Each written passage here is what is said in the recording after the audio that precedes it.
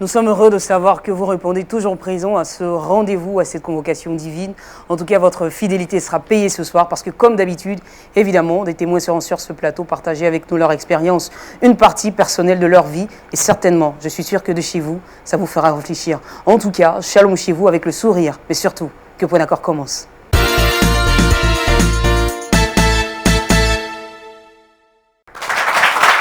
Merci beaucoup. Merci beaucoup. Alors, public, ça fait plaisir de vous avoir. Voilà, un public tout chaleureux. Merci beaucoup. Dieu vous bénisse de votre présence. Et je précise que vous n'êtes pas venu seul. Effectivement, on va passer le micro assez rapidement à une personne très importante également qui est avec nous ce soir, qui est venue avec une bonne délégation. Effectivement, celle qui conduit ce peuple. Voilà, on lui passe le micro tout doucement.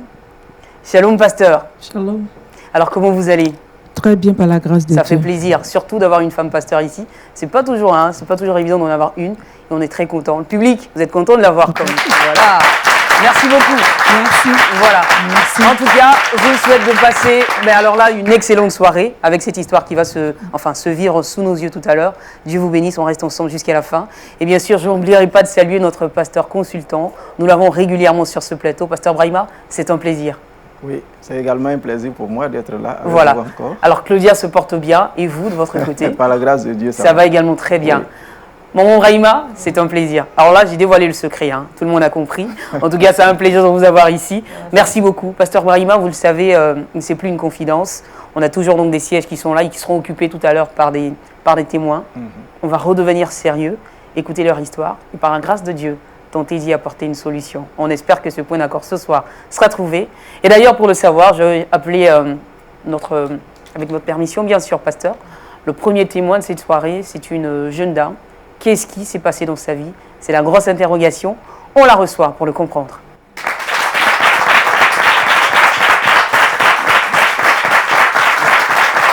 Allez, asseyez-vous là.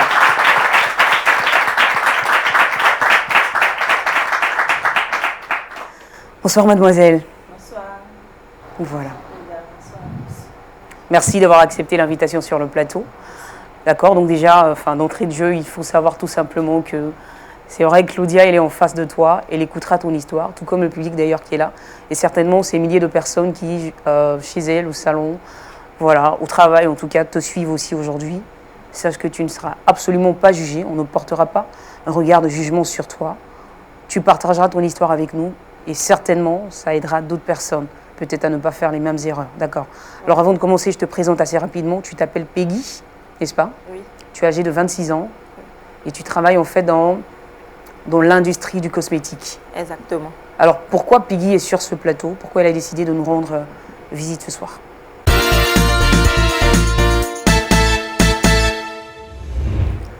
Bon. Je suis sur ce plateau ce soir pour faire un aveu à une amie. D'accord. Voilà, je suis venue lui dire ce soir que je vais me marier bientôt avec l'homme qu'elle aime. Avec l'homme que vous aimez, lui dire? Non. D'accord. Vous avez bien entendu, avec l'homme qu'elle aime. Alors, vous allez vous marier très bientôt avec l'homme que votre meilleur ami aime. Oui. D'accord. Avant de savoir pourquoi est-ce que pourquoi vous avez décidé de vous unir en fait avec l'homme que votre meilleur ami aime. Au fait, je ne l'ai pas fait sciemment. Je n'ai pas fait ça pour lui faire du mal personnellement.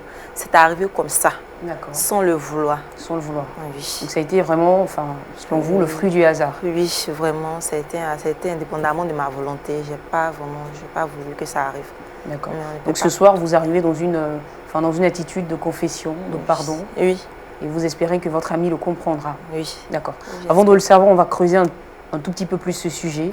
Cette amie, où est-ce que vous la rencontrez? Depuis quand est-ce que vous le connaissiez exactement? Bon, c'est une amie d'enfance. D'accord.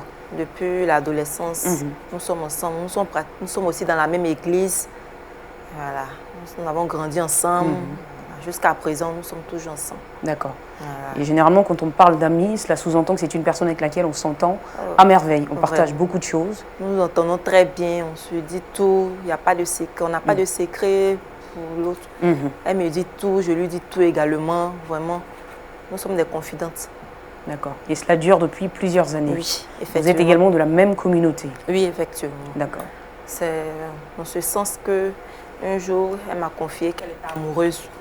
Vraiment, lorsqu'elle m'a dit ça, j'étais très contente. Elle dit, ah, enfin, Dieu merci. Elle m'a dit, la personne dont elle est amoureuse, c'est un jeune de l'église, un frère de l'église. D'accord. Voilà. Lorsqu'elle m'a dit ça, elle dit, ok. Bon, le frère, au fait, on ne côtoyait pas beaucoup le frère. Voilà, on se connaissait comme ça. C'était un jeune frère de votre église que vous connaissiez également? Oui, on le connaissait, mais on ne le côtoyait pas trop, on ne causait pas trop avec lui. Elle m'a dit qu'elle était amoureuse. Elle était intéressée. Voilà, elle était amoureuse de lui. Donc, je lui ai dit, ok. Après, elle m'a dit qu'elle allait me confier une mission. Lorsqu'elle m'a dit ça, j'ai tiqué un peu, puis bon, on a commencé à rire. Et cette mission, elle consistait à quoi?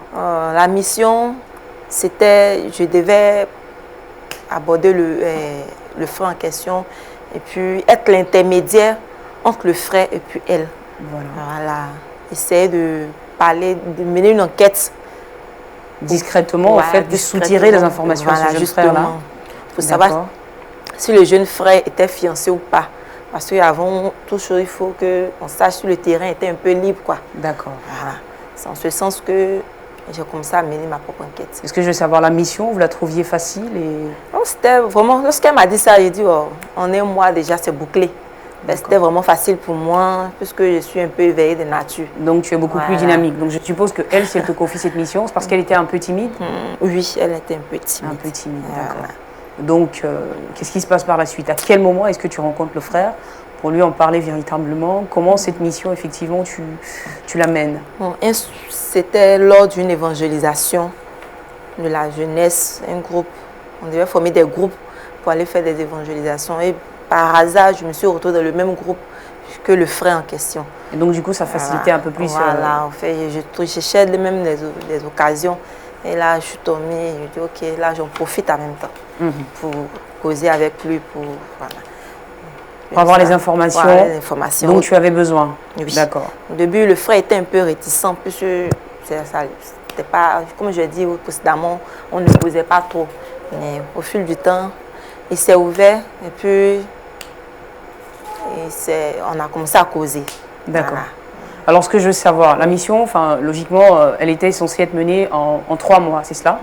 Au bout de 3 mois, tu devais avoir suffisamment d'informations pour ton ami en question. Oui, oui. D'accord. Alors, ce que je vais savoir dans les premiers temps, enfin, dans le premier mois, les 2 premiers mois. Dans les 2 premiers mois, tout allait bien. Tout allait bien. Je causais avec le frère. Les dimanches, après le culte, on se voyait, je lui demandais... On parlait de tout et de rien. D'accord, donc déjà, c'était déjà de savoir quels étaient les centres d'intérêt du jeune homme. Déjà de savoir s'il avait des vues sur une sœur dans l'église. Voilà. Est-ce que c'était le cas? Non, non. Il n'avait pas de fiancé, il n'avait personne. D'accord. Voilà. Donc du coup, il y avait encore de l'espoir pour ton ami en question. Voilà, ça m'encourageait à chaque fois... À poser des questions personnelles. Oui. Okay. À chaque fois qu'on finissait de causer, le soir, je faisais le compte rendu à mon ami. Et en tout cas... Elle était vraiment... Elle avait confiance en moi. Moi également, je lui disais tout. Je lui disais que je ne lui cachais rien. Tout ce que se disait avec le frère, bon, elle était au courant de tout. D'accord, donc tu lui faisais un compte rendu fidèle. Oui. Et donc, la sœur en Christ l'a mis en question, elle gardait l'espoir. Oui, oui. C'était exactement ça. Alors, ce que je veux savoir, est-ce que, entre-temps, entre le frère et toi, est-ce que tu lui parlais de temps en temps de ta sœur? Pas vraiment. Je ne lui parlais pas encore de la sœur. Puisque j'attendais le moment opportun. D'accord. Pour pouvoir parler de la sœur. Voilà. C'est comme ça. Et pendant ces 2 mois, tout se passait bien? Tout se passait bien. Tu arrivais à obtenir les informations que tu voulais. Oui. Donc du coup, tu savais ce que le jeune homme aimait comme activité. Tu savais également quel travail est-ce qu'il faisait. D'accord. Je disais tout à la sœur. Ok. Et elle était contente? Elle était très contente. En tout cas, elle était à l'aise. Elle me faisait confiance. Elle dormait tranquillement, sans problème. D'accord. Et vraiment, voilà, c'était arrivé. Vraiment, c'était pas ma faute. La dernière semaine... Alors qu'est-ce qui n'a pas été de ta faute? Qu'est-ce qui s'est passé dans la dernière semaine? La dernière semaine, avant que je dise au frère les raisons pour lesquelles je m'étais approchée de lui, il m'a appelé un soir. Bon, pas vraiment un soir. Si je un peux dire ça. après-midi, voilà. après le culte. Qui voulait me voir. J'étais vraiment inquiète qu'il m'a dit ça, parce que ce n'était pas dans ses habitudes. Il dit, qu'est-ce que le frère a? Non, vraiment, ça m'a un peu paniqué. Un peu. Il dit, ok, il n'y a pas de problème. Donc, après le culte, on s'est vu. Il m'a dit que vraiment, lui, il m'aime. Il dit, lorsqu'il m'a dit ça, ça m'a un peu choquée. Il dit, comment vous avez réagi? Vraiment, j'étais choquée. Puis, lui et moi, dans nos causeries, il n'y avait pas, je ne voyais pas ses intentions. Voilà, elles n'étaient pas clairement dévoilées, en fait. Voilà, on causait de tout et de rien. Donc, lorsqu'il m'a dit non, qu'il m'aimait, il voudrait que je sois sa fiancée jusqu'au... pour aboutir finalement voilà, au mariage. Pour aboutir au mariage. Vraiment, sur le champ, je n'ai pas réagi, j'étais vraiment choquée. Puis bon, je suis partie. Je ne lui ai rien dit, je suis partie. C'est comme ça, la semaine qui a suivi, je l'ai appelé pour lui dire non, que je voudrais le voir. Là, vous étiez à la fin du délai, hein. Vous étiez au troisième mois, d'accord. Voilà. Je lui ai dit que je voudrais le voir. Et le dimanche qui a suivi, après le culte encore, je lui ai dit que je me suis approchée de toi, c'est par rapport à une amie que tu connais très bien, Sandra. Maman, ça fait 2 mois, elle m'a dit qu'elle t'aimait.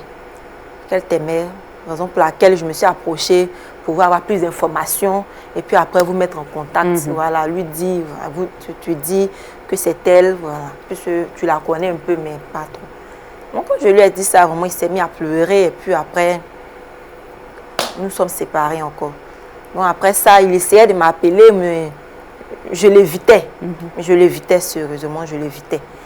Un temps, mon ami me demandait c'est comment, mais bon, je n'arrivais plus à lui dire voilà la suite parce que vraiment, je ne sais pas comment... Tu te sentais coupable, en fait. Voilà. Parce que j'étais triste pour elle. Sincèrement, elle aimait le frère, elle aimait. À chaque fois, elle parlait du bien de lui. Donc, ça m'a fait un peu mal. Alors justement, Peggy, puisque tu parles d'amour là, à ce moment-là, ta sœur te l'avait déjà confié depuis longtemps, qu'elle avait, qu'elle ressentait quelque chose pour ce jeune frère. Mais toi, au bout de ces 2 ou 3 mois, est-ce que quelque chose dans ton cœur avait changé finalement? Oui. Est-ce que ton regard sur ce frère aussi, à certains moments, a changé? C'est l'empathie, c'est vraiment, c'est le côté là qui m'attriste beaucoup et qui me peine. Qui me peine vraiment. Je suis vraiment triste parce que le pire est arrivé. Le pire est arrivé. Ce qui n'était pas prévu au départ. Voilà, ce n'était pas du tout prévu devant Dieu. Vraiment, ce n'était pas prévu. D'accord. Je n'avais pas prévu cela. Mais à force de se côtoyer, vraiment, par la force des choses, j'ai commencé à ressentir des choses pour le frère que moi-même je refusais d'accepter. Voilà, jusqu'à ce que lui-même vienne encore me déclarer qu'il m'aime. Ça a vraiment réveillé ce qui était caché en moi. Et vraiment, j'étais triste. J'étais triste. En temps, ma soeur me demandait toujours, le frère te dit quoi, le frère te dit quoi, le frère te dit quoi. Je ne savais plus quoi lui répondre, je l'évitais. Dans le secret, j'ai accepté l'amitié, la relation avec le frère. Et donc, vous avez commencé à prier tous les deux ensemble. Oui. D'accord. Sans que ta copine, ta soeur en Christ ne soit informée. D'accord. On a commencé à être ensemble. Vraiment. Et depuis combien de temps est-ce qu'elle dure cette relation cachée? Ça fait 5 mois maintenant que nous sommes ensemble. Et le frère maintenant, puisque c'est une personne qui est très sérieuse, il voudrait aller en profondeur de la relation. C'est-à-dire, il voudrait aller voir le responsable maintenant de l'église, le pasteur, voilà, de l'église, après aller voir les parents pour qu'on puisse officialiser la relation. Vraiment, je ne sais pas comment... Donc, c'est vraiment ce qui te décide en fait aujourd'hui à parler à ton ami. Parce que la relation commence à être sérieuse. Et elle est toujours dans le flou. Voilà. Vraiment, ce soir, si je suis venue, c'est pour lui parler, lui dire que je suis prête. J'ai accepté l'amour impossible. Vraiment.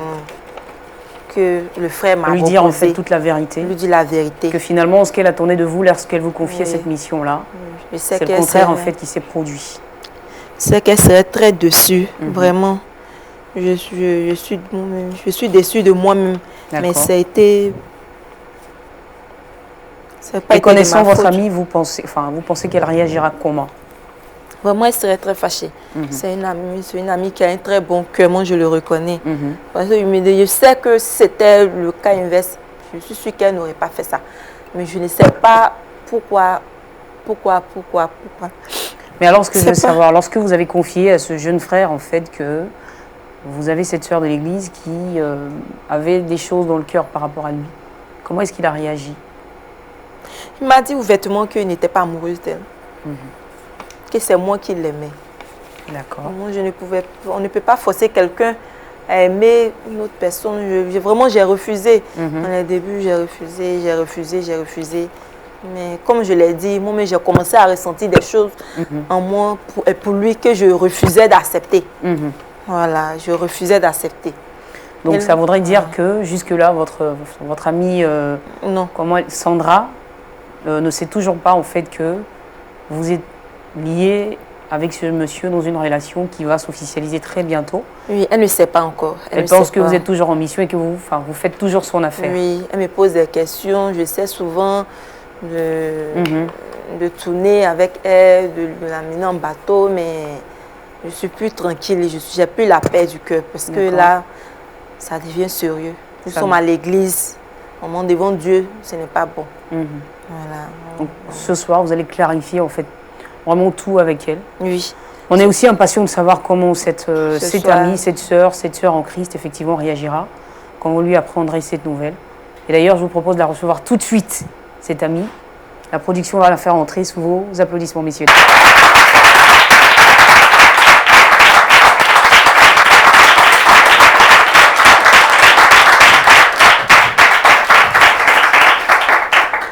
Bonsoir Sandra. Bonsoir. Bienvenue sur le plateau. Merci. Alors on est vraiment très content de vous avoir ici Sandra. Allez, faites-moi un joli sourire. Voilà, vous êtes toute belle. Merci. Donc voilà, un joli sourire. Merci. Alors Sandra, permettez-moi de vous présenter un tout petit peu avant d'échanger avec vous. Effectivement, vous vous appelez Sandra Kyo. Oui. C'est âgé de 26 ans également. Oui. Voilà. Cette jeune dame assise à vos côtés. Oui. Apparemment une jeune dame que vous connaissez très bien. Oui, oui. Alors depuis combien de temps justement est-ce que... Nous nous connaissons il y a longtemps, hein, depuis notre enfance. D'accord. Nous sommes pratiquement allés ensemble à l'école. À l'école, hein. Oui. D'accord, donc effectivement, la formation, les cours, vous les avez suivis ensemble. Oui, oui. D'accord, donc c'est une amitié qui ne date pas d'aujourd'hui. Oui, il y a très longtemps. Alors, avec cet ami en question, est-ce qu'il vous arrivait parfois d'aborder la question du mariage dans vos causeries de filles? Oui, on abordait souvent les causeries des mariages, comme toute fille célibataire. D'accord. Et donc, qu'est-ce que vous disiez justement, juste pour savoir un tout petit peu, de quoi est-ce que vous parliez Peggy et moi, souvent on abordait les sujets de l'homme idéal. Et selon vous, cet homme idéal, comment est-ce qu'il devait se présenter à vous? Il devait être d'abord chrétien. D'accord. Il devait être un homme attentionné et un homme très amoureux. Très amoureux également. D'accord. Alors je rappelle que vous êtes encore toutes les deux célibataires. Oui. Quand est-ce que vous envisagez vous marier? Le mariage, c'est Dieu qui décide. Qui décide. Hein. Donc si j'ai eu mon âme, c'est tout à l'heure. Mais sinon, pour l'instant, vous attendez sereinement que le temps de Dieu sonne, qu'effectivement, que cet amoureux ou ce prince charmant frappe à votre porte. Oui. D'accord. En tout cas, Sandra, je le rappelle, finalement, je me perds un tout petit peu. Sandra, c'est laquelle d'entre vous? Sandra, c'est elle? C'est moi, Sandra. C'est vous, Sandra, elle, c'est Peggy, attention. Voilà. Alors, Sandra, votre amie, vous a convoqué ici clairement pour vous dire quelque chose. Très important. Donc, moi, je vais la laisser parler. Et puis...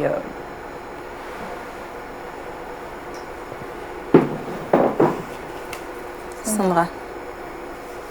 Oui, Peggy. Peggy. Moi, ta camarade Peggy. Sandra, tu sais que je t'aime. Oui, je sais. Tu es ma soeur. Tu n'es plus mon amie, tu es ma soeur. Vraiment, ce que je vais te dire ce soir-là. Peggy, c'est quoi? Pardon. Après cela, trouve une force, trouve une place dans ton cœur pour moi. Essaie de me pardonner après cet aveu que je vais te faire. Tu sais que je t'ai toujours aimé. Ce n'est pas de ma faute. Ce qui s'est passé, ce n'est pas de ma faute. Peggy, qu'est-ce qui s'est Sandra. passé? Pardonne-moi, Sandra. Pardonne-moi. Pardonne-moi. Vraiment, je te demande pardon. Pardonne-moi parce que je n'ai pas voulu. Je n'ai pas voulu. Il y a quoi te pardonner, Peggy? Pardonne-moi. Ce n'est pas de ma faute, Peggy. Ce n'est pas de ma faute, Sandra. Ça n'a pas été de ma faute. Pardonne-moi. Peggy, tu es ma soeur, non? Je me mets à genoux devant toi. Je me mets à genoux devant toi, Sandra. Pardon. Peggy, qu'est-ce qui se passe? Pardonne-moi, pardonne-moi. Après ce que je vais te dire, Sandra, mais dis-moi, qu'est-ce qui se trouve passe, une place dans ton cœur pour moi. Pardonne-moi. Je te demande de me pardonner. Peggy, Pitié, dis-moi, qu'est-ce qui se pitié. passe? Qu'est-ce qui se passe? Peggy, lève-toi d'abord, lève-toi. Je ne peux pas me lever. Lève-toi d'abord. Sandra, je vais me marier. Mais ça, c'est une bonne nouvelle. Sandra, je vais me marier. Je dis, Peggy, c'est une bonne nouvelle. Il faut te lever, tu vas t'asseoir, tu vas bien me parler. C'est une très bonne nouvelle pour nous. Si toi, tu te maries là, c'est bon pour nous, c'est bon pour toi. Il faut te lever, tu vas. Pardon, Sandra, pardon, pardon.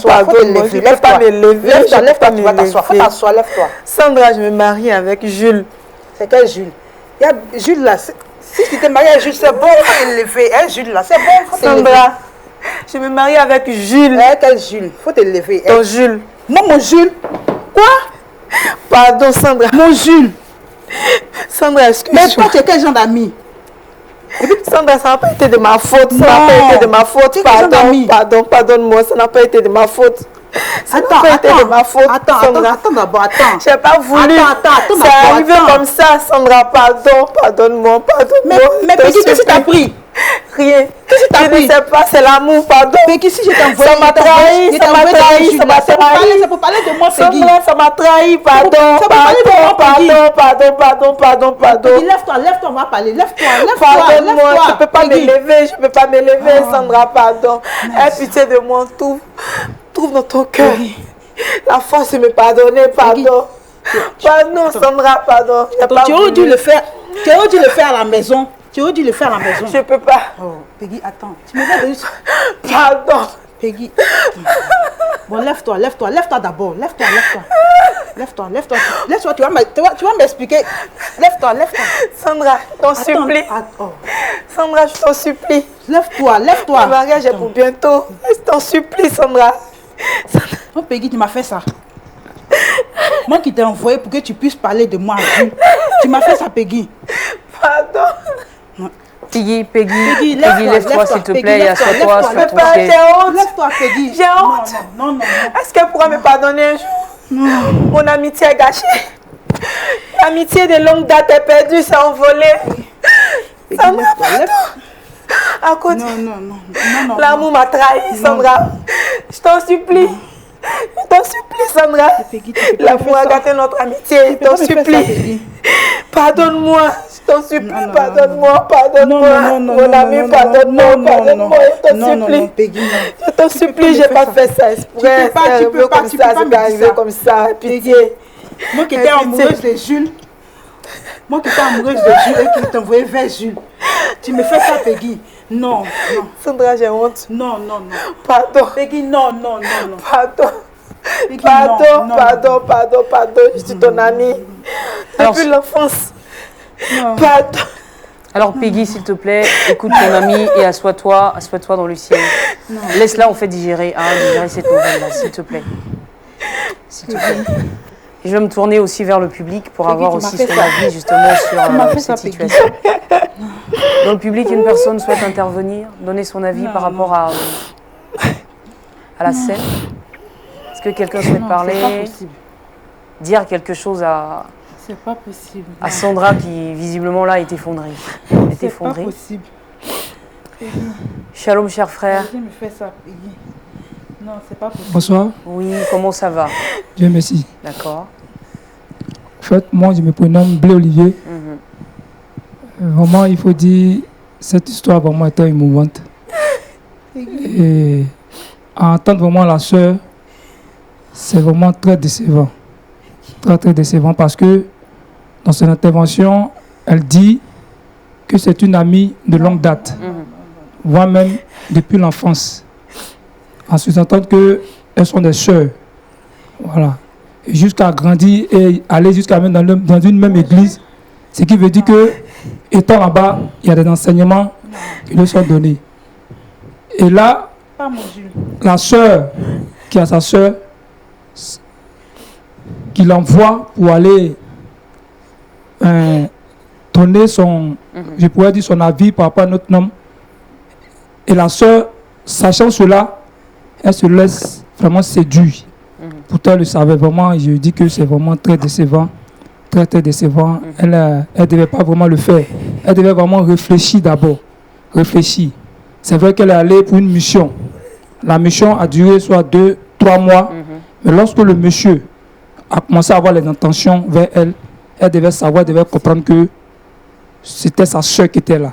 Elle ne devait pas vraiment poser l'acte. Elle devait Donc tout de suite, pour vous, elle aurait dû dire non, tout de clairement. suite, D'accord. sans réfléchir.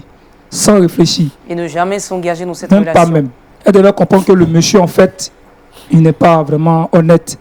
Oui, il n'est pas honnête parce que du moment où... Pourquoi il n'est pas honnête? Non, mais tout de suite, en 2-3 mois, il appelle pour une relation, tombe amoureuse d'elle. Pour moi, je ne vois pas ça vraiment trop honnête. D'accord. Je ne vois pas ça vraiment trop honnête. De sa part. Voilà. D'accord, c'est votre avis. Pas ça trop honnête.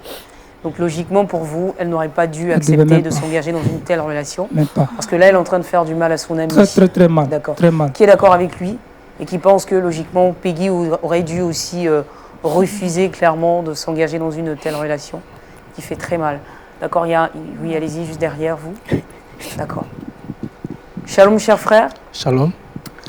Moi, c'est Bérouan Alban Cyril, dans l'église Midred d'Adjoufou. Moi, je pense bien que Peggy et sa sœur, je dirais Sandra. sa sœur, Sandra, vous savez que l'amitié est sacrée. Voilà.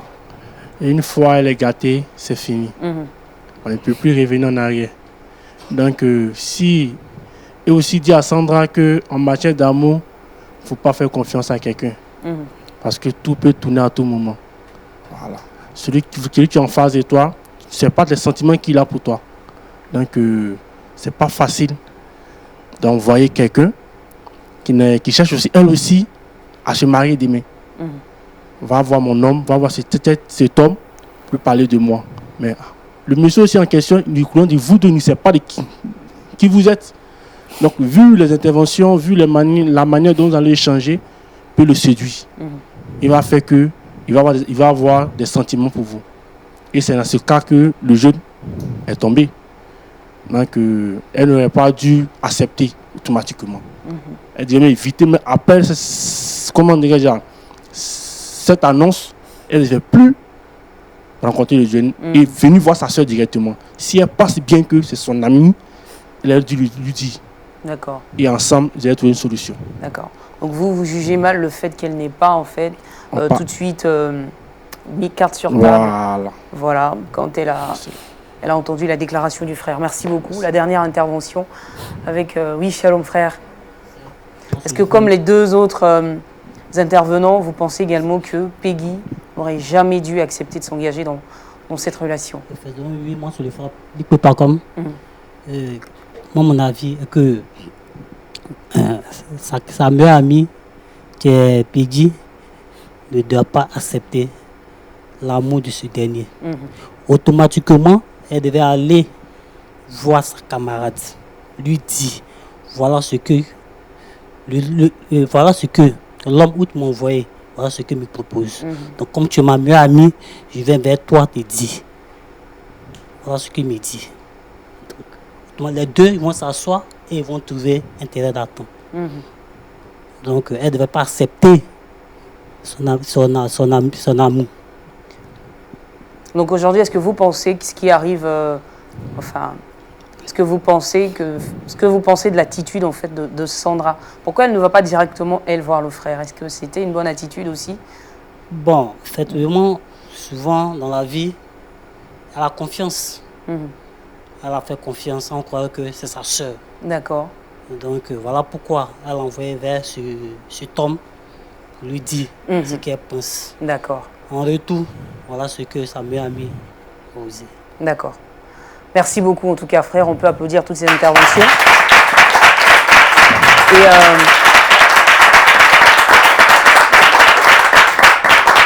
on a également maintenant aussi envie d'entendre justement la voix du pasteur hein, sur cette même situation. Alors pasteur, toutes les interventions effectivement dans le public vont pratiquement dans le même sens. Hein, elle n'aurait pas dû s'engager parce que c'est sa sœur. Qu'est-ce qu'elle fait de cette si longue amitié qui est sacrée? Le pasteur, qu'est-ce que vous avez à dire déjà d'entrée de jeu par rapport à ce que vous venez de voir?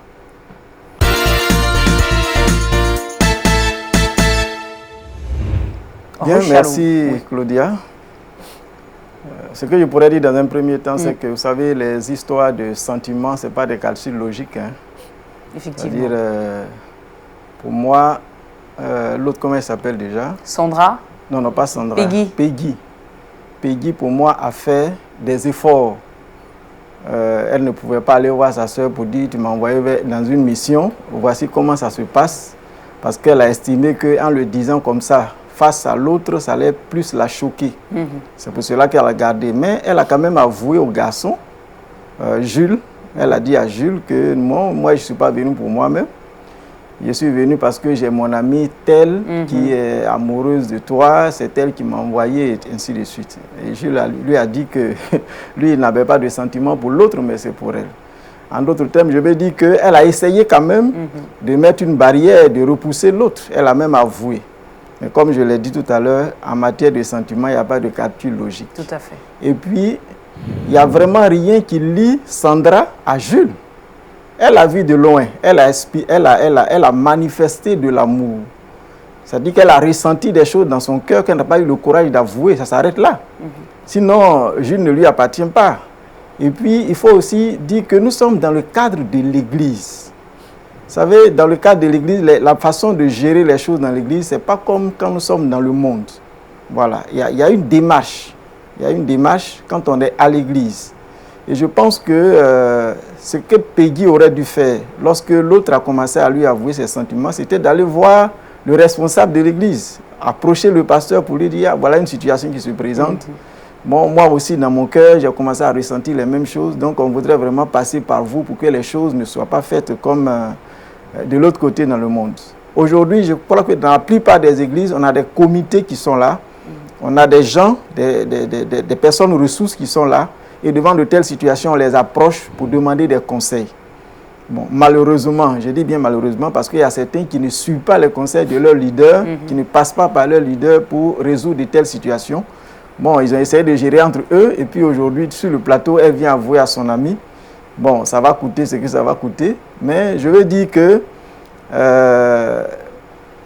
entre Sandra et Jules, il n'y avait rien. Si c'était comme si Sandra était déjà en relation avec Jules, et puis l'autre est entré au milieu pour les séparer, on pourrait dire qu'elle a péché. Mais il n'y a rien de tout cela. Il n'y a rien de tout cela. Elle a eu des sentiments dans son cœur pour quelqu'un qu'elle a vu dans l'église, qu'elle n'a pas eu le courage d'approcher. Elle a envoyé son ami. Ben, quand vous deux, vous avez faim et que vous trouvez de la nourriture, que tu envoies l'autre, il faut aller goûter d'abord.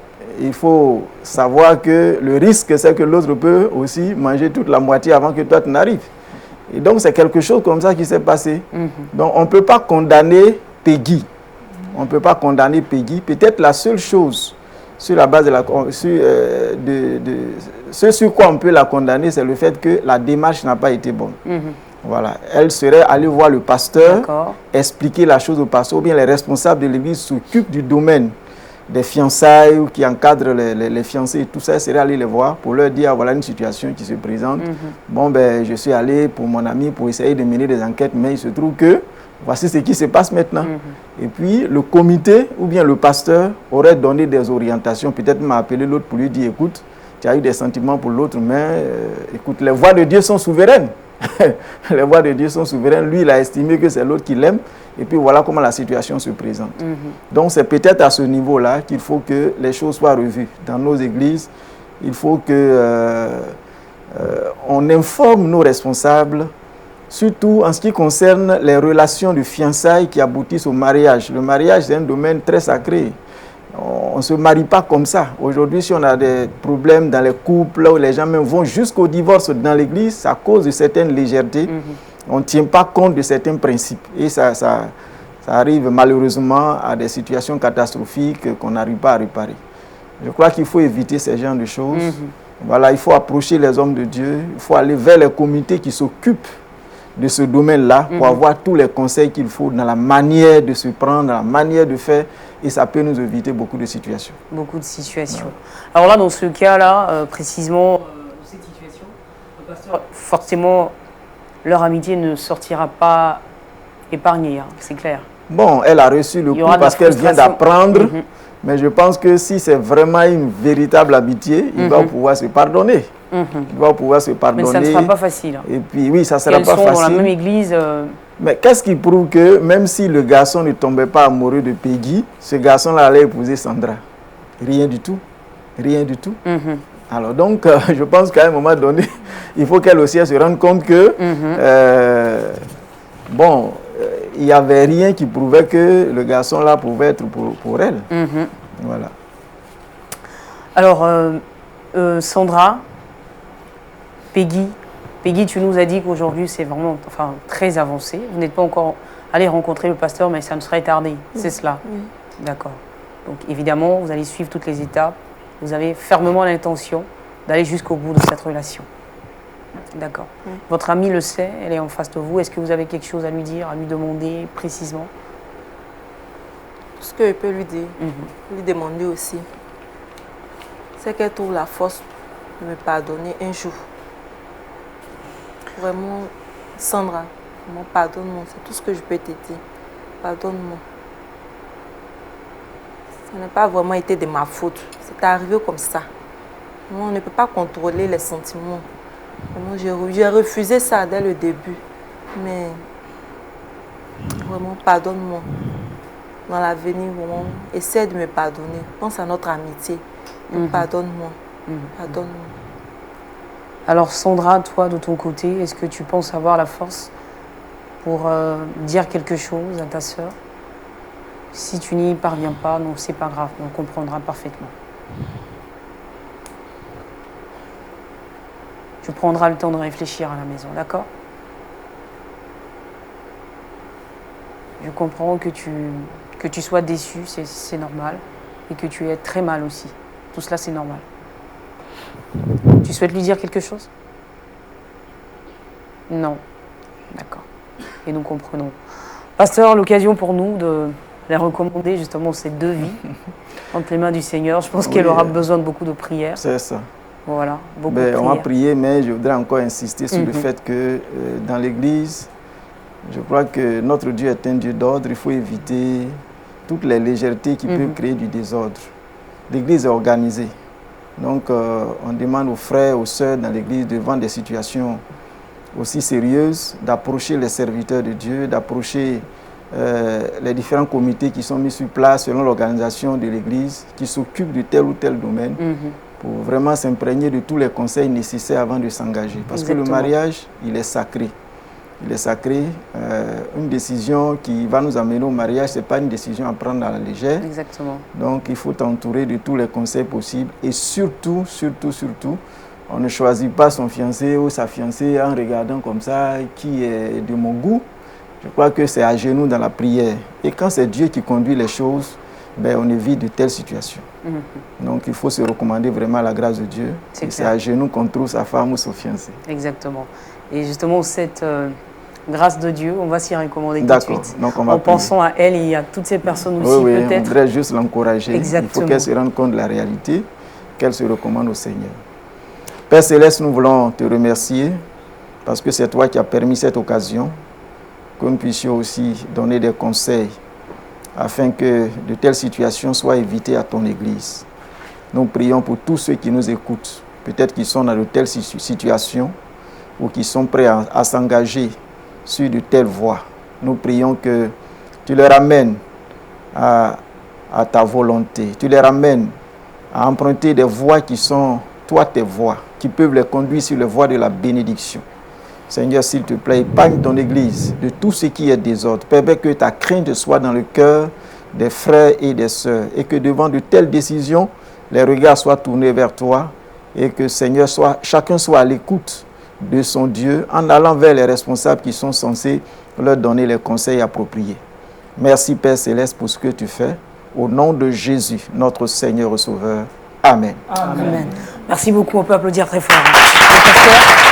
Merci à vous tous. Voilà, qui êtes restés jusqu'à la fin de cette émission. Pasteur Brahima, merci de votre présence, mais surtout de vos précieux conseils. Dieu vous bénisse. Et puis certainement, on se donne rendez-vous la semaine prochaine pour une autre belle émission, une autre situation. Sandra et Peggy, je vous souhaite également toute la grâce de Dieu qu'elle repose sur votre vie. Donc tu restes avec nous jusqu'à la fin. On sortira du plateau ensemble. Mais je sais que forcément, en sortant d'ici, Dieu est avec vous et vous trouverez une issue favorable. Je crois que votre amitié ne se brisera pas pour ça, parce qu'elle est beaucoup plus solide que ça au nom de Jésus. Voilà. Alors malheureusement, c'est une triste fin pour ce soir, comme quoi il ne faut pas réveiller l'amour quand il dort, au risque d'être malheureux et de ne pas vivre le bonheur qu'il est censé nous apporter. C'est la fin de cette émission ce soir, mais vous, je pars avec cette question. À la place de Peggy, qu'auriez-vous fait? Vous le savez bien, le débat est ouvert et naturellement peut se poursuivre chez vous. Bonsoir.